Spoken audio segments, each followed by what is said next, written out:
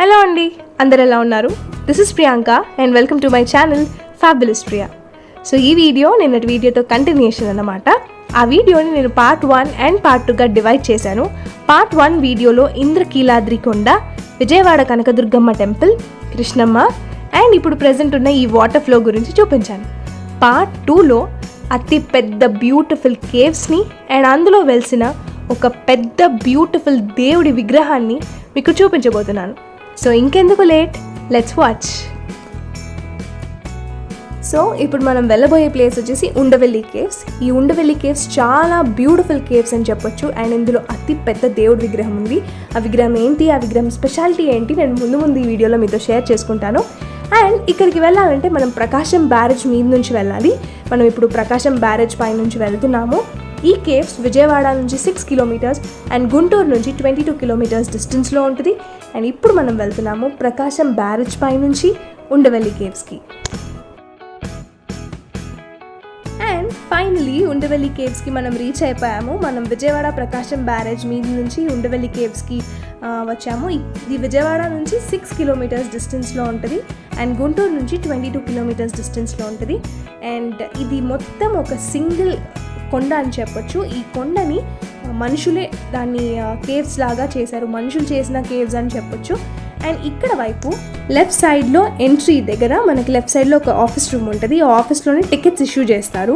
కానీ ఇప్పుడు ప్రెజెంట్ అయితే కొన్ని చేంజెస్ వచ్చాయంట, టికెట్స్ ఇవ్వట్లేదు. కాకపోతే మనం అది ఆన్లైన్లో టికెట్స్ తీసుకోవాలి. పే చేసేసి స్కాన్ కోడ్ ఒకటి ఇచ్చారు బయట, ఆఫీస్ రూమ్ బయట. అక్కడ మనం స్కాన్ చేసి ఆ టికెట్స్ని డౌన్లోడ్ చేసి వాళ్ళకు చూపించిన తర్వాత వాళ్ళు అక్కడ ఆఫీస్ స్టాఫ్ మన ఆధార్ కార్డ్ నంబర్, మన name and phone number note చేసుకొని మనని శానిటైజ్ చేసి లోపలికి పంపిస్తారనమాట. So we are right here. ఇవే కేవ్స్ నా వెనకాల కనిపించేటివి.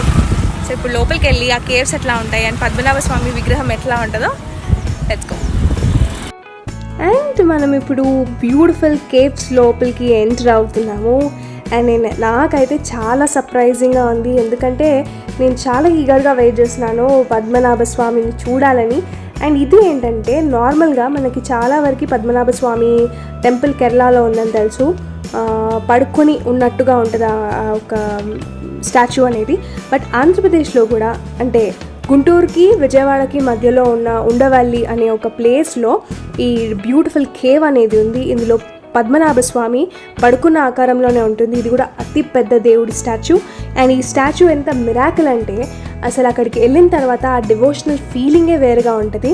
అంత పెద్ద కేవ్స్లో చీకటి రూమ్లో దేవుడికి కాపలాగా అన్ని బ్యాట్స్ ఉండడం. అండ్ ఇందులో ఈ కేవ్స్లో ఎక్కడ కూడా లైటింగ్ అనేది ఎక్కడా లేదు. అందుకని ఈ కేవ్స్ టైమింగ్స్ మార్నింగ్ 9:30 నుంచి ఈవినింగ్ 5 వరకు ఉన్నాయి. కాకపోతే ఎక్కడైతే పద్మనాభ స్వామి టెంపుల్ ఉందో, అంటే ఆ గుడి ఏదైతే గుహ లోపల ఒక చిన్న రూమ్ కార్నర్లో పద్మనాభ స్వామి పడుకున్నట్టుగా ఈ విగ్రహం ఉంటుంది. ఆ విగ్రహంలో మాత్రమే ఒక చిన్న బల్బ్ ఉంటుంది. నాకు తెలిసి అక్కడ పూజారి వచ్చి పూజ చేసేటప్పుడు కనిపించడానికి ఒక లైట్, ఇంకా దేవుడిని చూడాలంటే లైట్ కొద్దిగానే ఉండాలి అన్న కాన్సెప్ట్తో ఒక చిన్న బల్బ్ పెట్టారని నేను అనుకుంటున్నాను. ఎందుకంటే అక్కడ ఫ్రెష్ ఫ్లవర్స్ ఉన్నాయి. అంటే ఎక్కడెక్కడైతే ఈ కేవ్స్లో ఎక్కడెక్కడైతే మనకి దేవుడు విగ్రహాలు ఉన్నాయో అక్కడక్కడ పూజ జరిగింది, అంటే ఫ్రెష్ ఫ్లవర్స్ అనేవి అక్కడ ఉన్నాయన్నమాట. సో ఇది నేను ఫ్రంట్ నుంచి తీసిన వ్యూ అన్నమాట. ఇక్కడ ఈ కేవ్స్ 4 ఫ్లోర్స్గా ఉంటాయి. ఇప్పుడు కనిపించేది ఫస్ట్ ఫ్లోర్. ఇందులో చిన్న చిన్న గుహలు ఉన్నాయి. ఇందులోనే ఋషులు, బుద్ధిస్ట్ మాంగ్స్ వీళ్ళంతా కూర్చొని కూడా తపస్సు చేసుకుంటారు. ఈ చిన్న గుహల లోపలికి మళ్ళీ ఇంకా చిన్న గుహలు ఉన్నాయన్నమాట. సో వాళ్ళకి తపస్సు చేసుకోవడానికి ఈజీగా ఉండేటట్టుగా ఈ గుహలను వాడారనమాట. సో ఇక్కడ కనిపించే ఈ పెద్ద కొండ ఒక పెద్ద కొండ. ఈ కొండలో ఎటువంటి వేరే సపోర్ట్స్ కానీ వేరే రాళ్ళు కానీ పెట్టి కన్స్ట్రక్ట్ చేయలేదు. ఒక పెద్ద కొండనే ఈ విధంగా వాళ్ళు చెక్కారు. సో ఇది వచ్చేసి మనకి సెకండ్ ఫ్లోర్ అనమాట. ఇక్కడ నుంచి వ్యూ అయితే చాలా బాగుంది. నాకు లిటరలీ ఎంత హ్యాపీ అనిపించిందంటే, నాకు మోస్ట్లీ గ్రీనరీ అంటే చాలా ఇష్టం. అండ్ ఈ వ్యూ చూడడం అయితే నిజంగా చాలా అంటే చాలా బాగుంది. చుట్టుపక్కల మొత్తం గ్రీనరీ, బ్యూటిఫుల్ స్కై అండ్ ఎటువైపు చూసినా అరటి తోటలే. సో ఇటువైపు రైట్ మొత్తం ఆల్ ఓవర్ ద కేవ్స్ అన్నీ కూడా అరటి తోటలే ఉన్నాయి. సో ఇటువైపు కూడా కంప్లీట్ అరటి తోటలు. అండ్ ఇది మొత్తం కూడా ఒక కొండ, ఒకటే ఒక రాయి, దాన్ని ఇన్ని విధాలుగా వాళ్ళు చెక్కారు. అయితే ఈ టెంపుల్ మనకి గుంటూరు డిస్ట్రిక్ట్ ఆఫ్ ఆంధ్రప్రదేశ్లో ఉంటుంది. అంటే విజయవాడ నుంచి 6 కిలోమీటర్స్, గుంటూరు నుంచి 22 కిలోమీటర్స్ డిస్టెన్స్లో ఈ టెంపుల్ ఉంటుంది అనమాట. అండ్ ఇక్కడ మనం చూసినవి ఇవి కూడా స్తంభాలు, ఇది స్తంభాల మండపం అని అంటారు. ఫస్ట్ ఫ్లోర్లో మనకి స్తంభాల మండపం ఉంటుంది, ఎందుకంటే అన్ని స్తంభాలే ఉంటాయి, మొత్తం చీకటి ఉంటుంది కాబట్టి. టెంపుల్ ఈ కేవ్స్ టైమింగ్స్ వచ్చేసి మనకి మార్నింగ్ 9:30 నుంచి 5 వరకు మాత్రమే ఉంటుంది. అండ్ ఇక్కడ చూడొచ్చు రాయి పైన ఏదో చెక్కి ఉంది, అంటే ఇది తెలుగు కాదు, మరి సంస్కృత్ కూడా కాదు, ఇది ఏదో డిఫరెంట్ లాంగ్వేజ్, కొంచెం తెలుగులా ఉంది. అంటే నేను అక్కడికి వెళ్ళినప్పుడు చదవడానికి ట్రై చేశాను, కొన్ని అక్షరాలు తెలుగుతో సిమిలర్గా ఉన్నాయి, బట్ ఎగ్జాక్ట్లీ తెలుగు అయితే కాదు. సో ఇవన్నీ కూడా 6th సెంచరీ 7th సెంచరీకి సంబంధించిందిగా చెప్తారు. అండ్ ఎంట్రన్స్లో కూడా 7th సెంచరీకి సంబంధించిందిగా చెప్పారు. కానీ నేను ఇక్కడ ఈ ప్లేస్కి వెళ్ళే ముందు కొంచెం ఈ ప్లేస్ ఏంటి అని రీసెర్చ్ చేసినప్పుడు తెలిసింది ఏంటంటే, ఈ ఆర్కిటెక్చర్ ఏదైతే ఉందో ఇదంతా కూడా గుప్తా స్టైల్లో ఉందంట. సో ఇది గుప్తా స్టైల్లో ఉంది కాబట్టి ఇది 7th సెంచరీది కాదు, 4th and 5th సెంచరీకి సంబంధించిన కేవ్స్ అని చెప్తున్నారు. సో ఇదంతా పైన రూఫ్ అనమాట, అంటే వర్షాలు పడి ఎట్లా అయింది అని చూపించాను. మీకు కనిపిస్తుంది కదా, ఇదంతా సిమెంట్ కాదు, అదంతా బ్లాక్ కలర్ స్టోన్. అండ్ ఇది కూడా ఒక గుహే, ఇక్కడ కూడా కూర్చొని వాళ్ళు తపస్సు చేసుకునేవాళ్ళు. సో ఆ రాయి లోపలే ఇంకా ఒక డోర్ లాగా ఇప్పుడు పెట్టి లాక్ వేసేసారు, ఆ గుహ లోపలికి ఎంట్రీ లేకుండా. బట్ అది కూడా ఒక చిన్న గుహ, చీకటి గుహ. అండ్ ఈ స్తంభాల మండపంకి రైట్ సైడ్ వెళ్తే మనకు ఇంకా కొన్ని చిన్న బ్యూటిఫుల్ దేవతామూర్తులు, విగ్రహాలు అవన్నీ కనిపిస్తాయి. అండ్ నాకు చాలా అంటే చాలా నచ్చి చాలా సర్ప్రైజ్ అయిన ప్లేస్ ఇది. ఇక్కడ మనకి ఒక బ్యూటిఫుల్ దేవుడి దర్శనం ఇస్తాడు. ఇది ఏంటో తెలుసా, ఇది విఘ్నేశ్వరుడు. ఎంత చీకట్లో ఉన్నాడంటే ఫ్లాష్ ఆన్ చేయడం వల్ల మనకు తెలుస్తుంది అది విఘ్నేశ్వరుడు అని. నాకైతే ఈ విగ్రహం చూడంగానే గూస్ బంప్స్ వచ్చాయి లిటరలీ. ఈ విఘ్నేశ్వరుడికి కూడా పూజలు చేశారు, అంటే ఫ్లవర్స్ అక్కడ ఫ్రెష్గా ఉన్నాయి. సో మార్నింగే పూజారి వచ్చి పూజ చేస్తారు కావచ్చు. సో ఇట్లా ఫ్లాష్ ఆన్ చేయడం వల్ల మనకు అది విఘ్నేశ్వరుడు అని తెలిసింది, లేకపోతే ఈ చీకటి గుహలోనే ఇట్లా విగ్రహం ఉంటుందన్నమాట. కానీ ఇక్కడ బ్యాట్స్ లాంటివి ఏమీ లేవు, జస్ట్ అలా చీకటి గుహలో ఒక విఘ్నేశ్వరుడి స్టాచ్యూ ఉంది. ఇది కూడా అప్పుడు వాళ్ళు చెక్కిన స్టాచ్యూయే. అండ్ ఇటువైపు మనకు బ్రహ్మదేవుడు ఉంటాడు, ఇది కూడా ఆ కాలం వాళ్ళు చెక్కిన శిల్పం. సో ఈ ఫస్ట్ ఫ్లోర్లో సాధారణంగా అయితే 3 దేవుళ్ళు ఉంటారు. ఒకటి మనకి విష్ణుమూర్తి కనిపిస్తాడు, బ్రహ్మదేవుడు కనిపిస్తాడు, శివుడి విగ్రహం కనిపిస్తుంది, అండ్ గణేశుడు ఉంటాడు. ఇంకా వేరే విగ్రహాలు ఉన్నాయి, కానీ అక్కడక్కడ కొంచెం వాళ్ళ ముఖం చిన్నగా డ్యామేజ్ జరిగిందంటే విరిగిపోవడం, ఆ స్టోన్ కొంచెం డిస్టర్బ్ అవ్వడం అట్లా జరిగింది. సో ఇవన్నీ గుప్తా స్టైల్లో ఉండేవి కాబట్టి, గుప్తాస్ ఎక్కువ వైష్ణవాస్ని మొక్కేవారు కాబట్టి ఇక్కడ ఆల్మోస్ట్ ఇక్కడ కవర్ చేసిన శిల్పాలలో నరసింహస్వామి విగ్రహాలు, విష్ణుమూర్తి విగ్రహాలు అండ్ రామాయణానికి సంబంధించిన కొన్ని విగ్రహాలు కూడా ఈ ఫస్ట్ ఫ్లోర్లో వాళ్ళు చెక్కి ఉంచారు. ఇక్కడ మనకు కనిపిస్తుంది లక్ష్మీ నరసింహస్వామి, అండ్ ఇది శివుడు.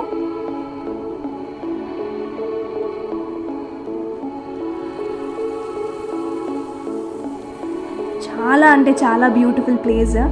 దగ్గరలో ఉన్న వాళ్ళైతే తప్పకుండా ఒకవేళ ఈ ప్లేస్ ఇప్పటివరకు చూడకపోతే మాత్రం చూడండి, మీకు ఒక మంచి డివోషనల్ ఫీలింగ్ వస్తుంది. అండ్ ఇక్కడ కొద్దిగా డ్యామేజ్ అయింది, సో ఇట్లా కొన్ని దేవుడుల విగ్రహాలు కొద్ది వరకు అట్లా డ్యామేజ్ అయ్యాయి. అండ్ ఇది కూడా ఒక గుహే, లాక్ వేసింది ప్రెజెంట్ అయితే.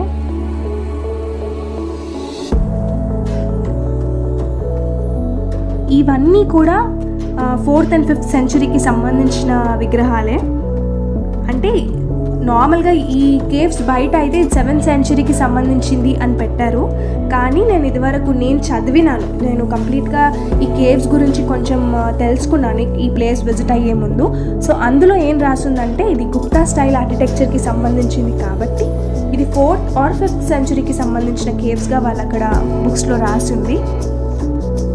సో కంప్లీట్గా ఈ కేవ్ మొత్తం కూడా ఒక సింగిల్ స్టోనే, దీంట్లో ఎటువంటి వేరే స్టోన్ యాడ్ చేయడం కానీ వేరే మెటీరియల్ కానీ ఏదీ లేదు. ఒక నార్మల్ కొండని, ఇంత పెద్ద కొండని వీళ్ళు ఇలాగే కేవ్స్ లాగా చెక్కారనమాట. అన్నీ కూడా మండపాలు. ఇది ఒక చిన్న వాటర్ బావి అని చెప్పొచ్చు. అండ్ పక్కన కూడా దేవత విగ్రహాలు చెక్కేసే ఉన్నాయి ఆ కొండపైన. సో ఇక్కడ నుంచి చూస్తే మనకి ఇది ఒక ఏనుగు, చూసారా? కింది నుంచి వ్యూ అయితే చాలా బాగుంది. అండ్ పైనుంచి ఎట్లుంది, మనం ఎంట్రన్స్ అనమాట అది. ఇప్పుడు మనం సెకండ్ ఫ్లోర్ నుంచి థర్డ్ ఫ్లోర్కి వెళ్ళబోతున్నాము. ఇక్కడ ఈ మెట్లు కూడా ఆ స్టోన్ నుంచి చెక్కినవే. ఈ మెట్లు ఏవైతే ఉన్నాయో స్టెప్స్, అవి కూడా ఆ స్టోన్లో భాగమే అనమాట. దానికి వేరేగా సిమెంట్ అట్లాంటివి ఏమీ వేయలేదు. అండ్ ఈ థర్డ్ ఫ్లోర్లో మనకి ఒక బ్యూటిఫుల్ ఫీలింగ్ వస్తుంది అనమాట. సో లెఫ్ట్ సైడ్లో ఇప్పుడు నేను చూపించేది ఒక చిన్న గుహ. అండ్ చెప్పాను కదా, ఇక్కడ రామాయణానికి సంబంధించిన కొన్ని విగ్రహాలు కూడా ఉన్నాయని దేవతలవి. సో ఇవి కూడా వాళ్ళు చెక్కినవే అన్నమాట. అన్నీ కూడా వైష్ణవాస్కి సంబంధించినవి, విష్ణుమూర్తికి సంబంధించినవి, నరసింహస్వామికి సంబంధించిన విగ్రహాలన్నీ కూడా ఇక్కడ వాళ్ళు చెక్కి ఉంచారు. ఇవన్నీ కూడా పాతవే, అంటే 4th and 5th centuryకి సంబంధించిన శిలా విగ్రహాలు. ఎంత బ్యూటిఫుల్గా చెక్కారు. అప్పుడు అంత టెక్నాలజీ లేకున్నా కూడా ఎంత బ్యూటిఫుల్గా చెక్కారంటే అక్కడికి వెళ్తే ఆ ప్లేస్ విజిట్ చేస్తే చాలా అంటే చాలా డివోషనల్ ఫీలింగ్ వస్తుంది. And the most awaited part మీకు అక్కడ కనిపిస్తుందా?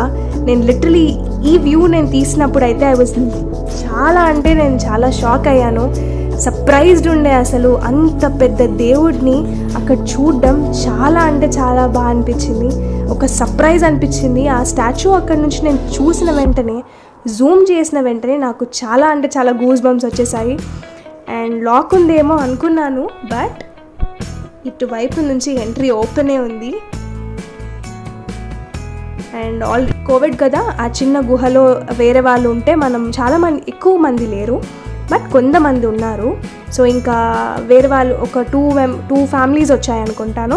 సో లోపల ఆల్రెడీ ఒక అంకుల్ ఫోటో తీస్తున్నాడు కాబట్టి నేను ఇంకా బయట కవర్ చేశాను అనమాట.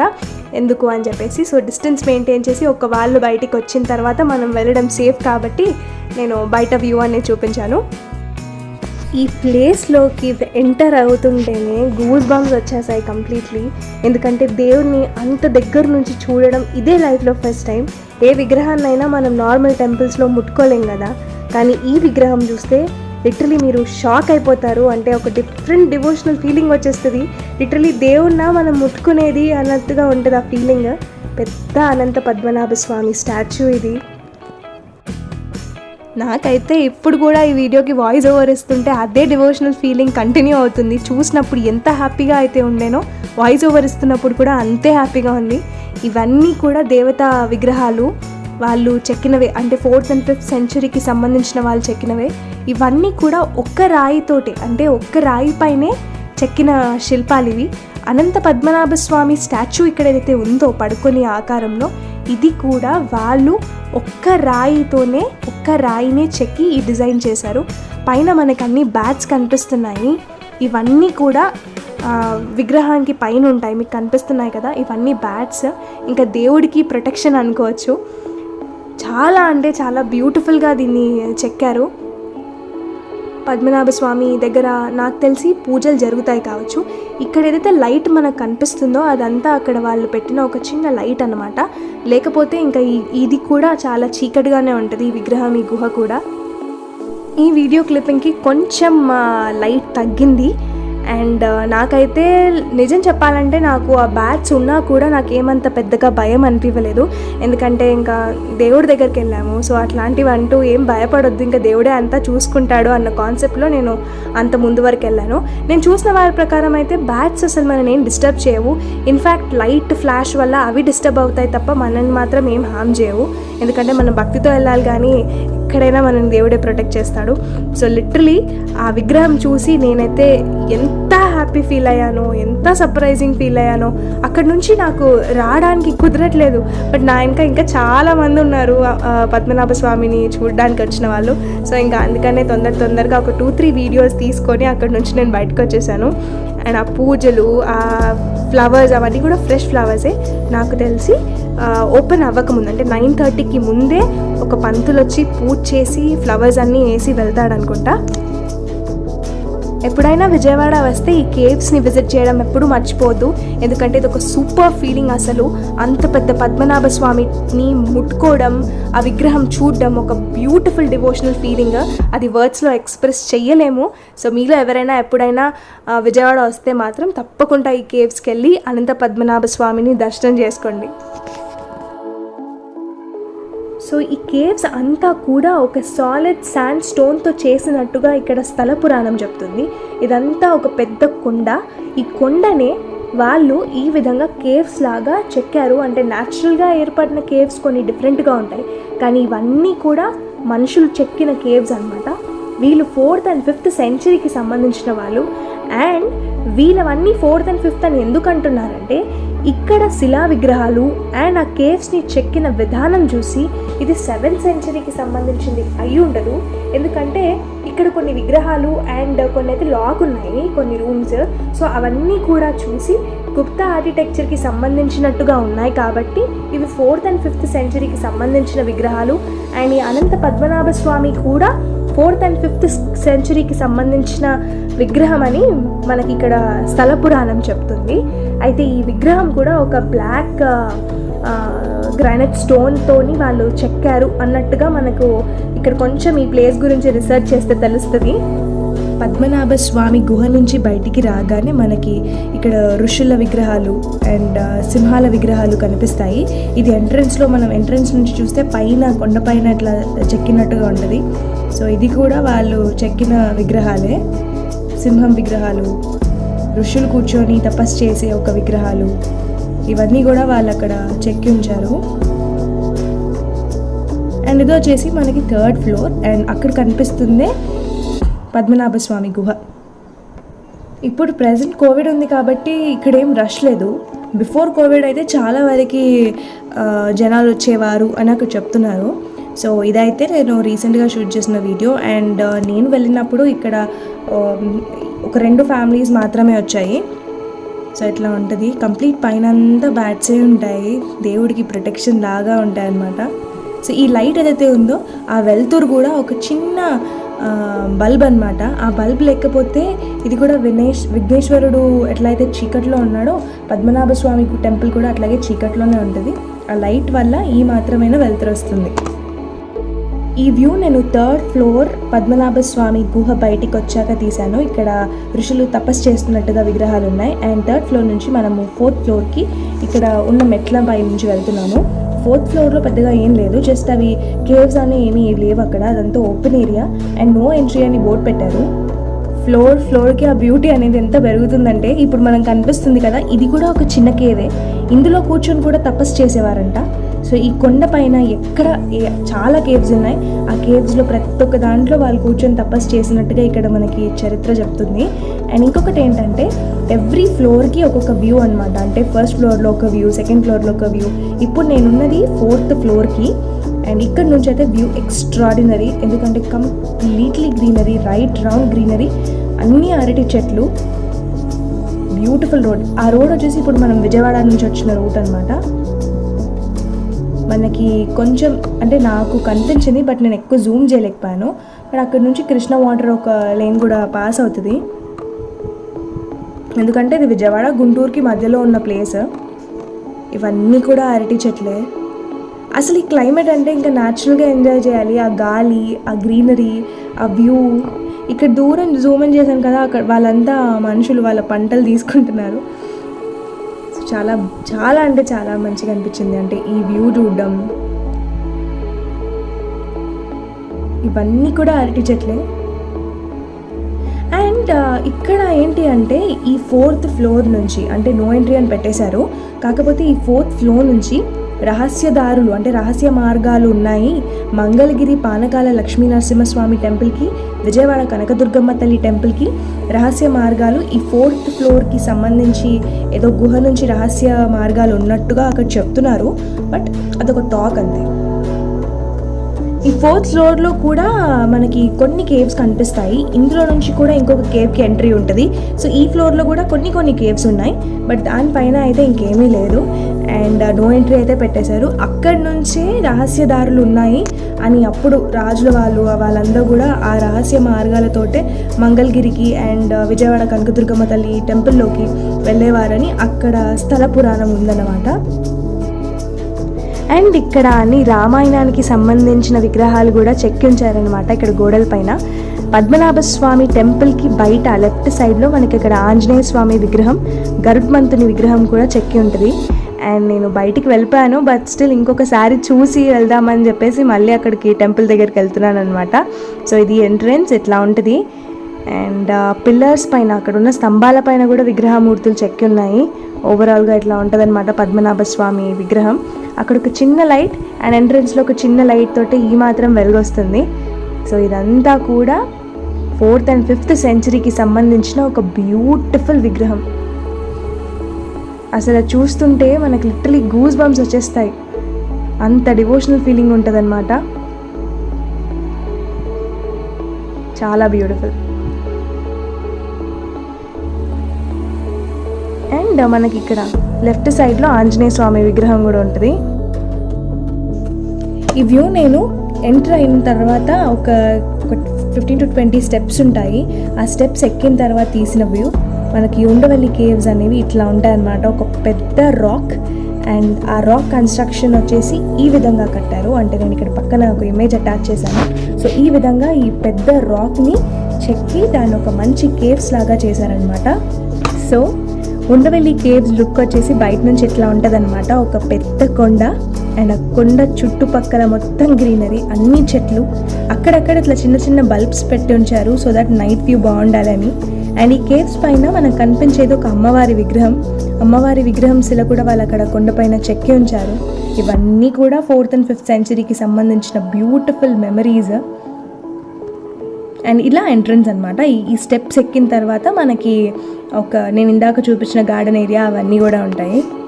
సో ఈ ఇమేజ్ చూస్తే ఉండవల్లి కేవ్స్ని ఎలా కన్స్ట్రక్ట్ చేశారు అన్నది ఒక క్లియర్ ఐడియా వస్తుంది. సో ఇది ఒక పెద్ద కొండ. ఈ కొండని 4 ఫ్లోర్స్గా ఇలా డివైడ్ చేసి 4th and 5th సెంచరీకి సంబంధించిన వాళ్ళు ఇలా కన్స్ట్రక్ట్ చేశారనమాట.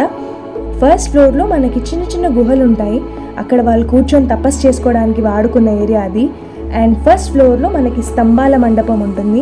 స్తంభాల మండపంతో పాటు బ్రహ్మదేవుడు, శివుడు, విష్ణుమూర్తి, లక్ష్మీ నరసింహస్వామి అండ్ గణేశుడి విగ్రహాలు కూడా ఉంటాయన్నమాట.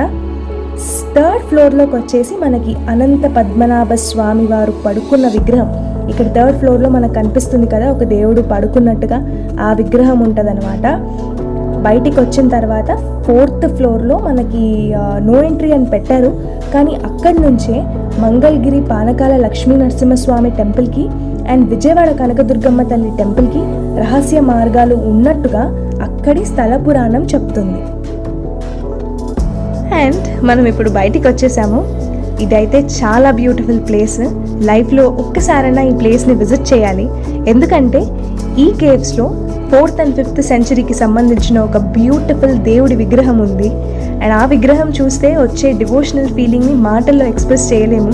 ప్రతి ఒక్కరూ ఆ ప్లేస్కి వచ్చి ఆ ఫీల్ని పొందడమే తప్ప ఇంకా ఎంత చెప్పినా అది అసలు మాటలు సరిపోవన్నమాట. సో విజయవాడ, గుంటూరుకి దగ్గరలో ఉన్న వాళ్ళు ఇప్పటివరకు ఈ ప్లేస్కి వెళ్ళకపోతే ఈ ప్లేస్ విజిట్ కాండి, దేవుడి దర్శనం చేసుకోండి.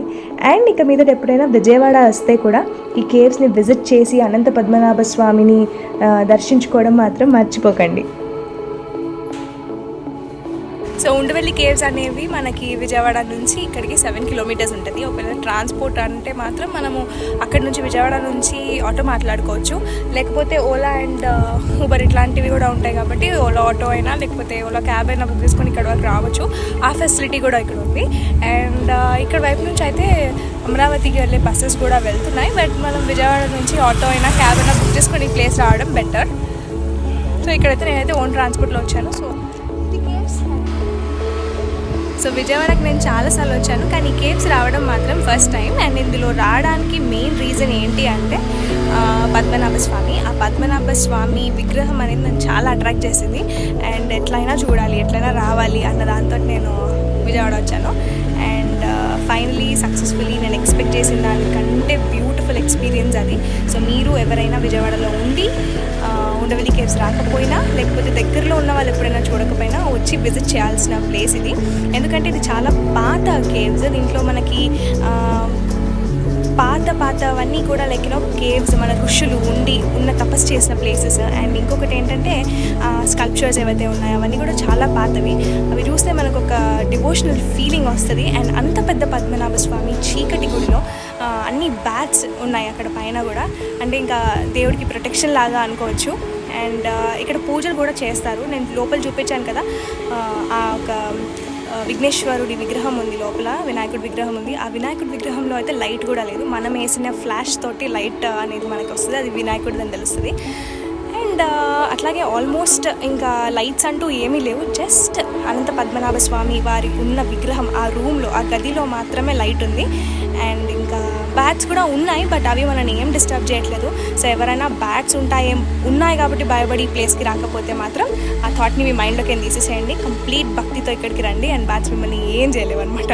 సో ఇది నా వీడియో కనుక మీకు నచ్చినట్టయితే లైక్ చేయండి అండ్ షేర్ చేయండి. ఫస్ట్ టైం కనుక మీరు నా ఛానల్ చూస్తున్నట్టయితే నా ఛానల్కి సబ్స్క్రైబ్ చేసుకొని బెల్ నోటిఫికేషన్ ఐకాన్ని క్లిక్ చేయండి. సో దాట్ నేను ఎప్పుడు వీడియో అప్లోడ్ చేసినా మీకు వెంటనే నోటిఫికేషన్ వచ్చేస్తుంది. Thank you so much for watching and take care.